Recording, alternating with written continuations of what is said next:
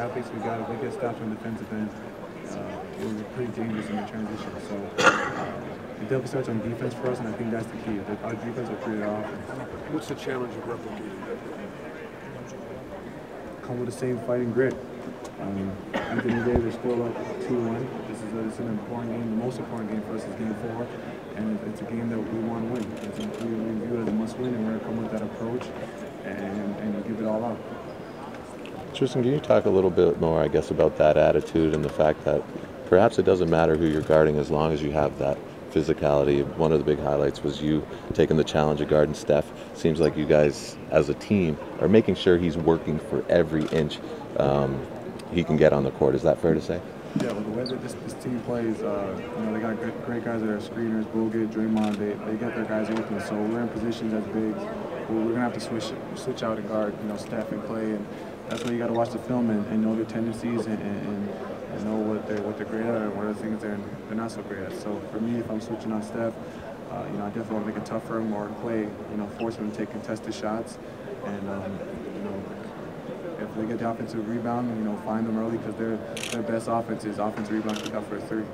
Tristan, last year in the finals, Bogut played 3 combined minutes in games 4, 5, and 6. What are you expecting from them in terms of what they want to do in the game? How does that affect your preparation going into it? However they thought that we got to be ready to play. That was last year. They had David Lee last year, so that definitely helped them in terms of a big guy that can actually, that's definitely a big time player on the block just because of his career. He's been a double-double guy. Well, Bogut's played well for him in Game 1 and 2.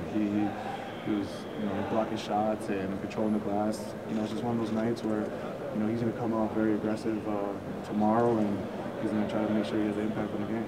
Tristan, you mentioned knowing the tendencies, watching the film on Steph and Clay.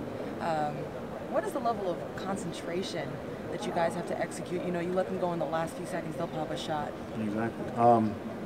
Like you said, you got to be so locked in where it's you're almost in a matrix where you're locked in zone, because really, if you relax for 1 second, Steph's on the other side of the court and he's getting an open 3 in the corner, and it's almost cash. So for me personally, when I'm guarding him, just try to demand from him the ball and really make it tough for him. I'd rather him try to go to the rim and I meet him there than him taking threes.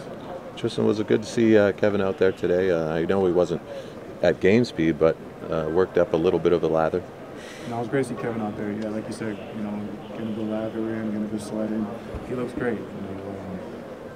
Whatever the protocols are, that is not for me. That's for Team Blue or doctors or you that talk to for that. But we're ready for whoever is in a playing Game 4. We love to have Kevin out there. He's a big part of our team, a big part of what we're trying to accomplish. So whether it's him or not, the next guy's ready to step up, and whether it's Channing or RJ, whoever it is, it's the next man up.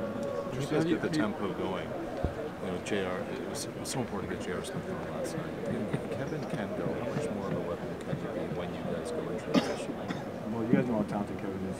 He's a handful on the block, and with his 3-point shooting ability as a 6'10" big, it definitely helps our team a lot, and makes us very dangerous. So, Kevin playing at a high level, JR playing at a high level, that just helps our team a lot.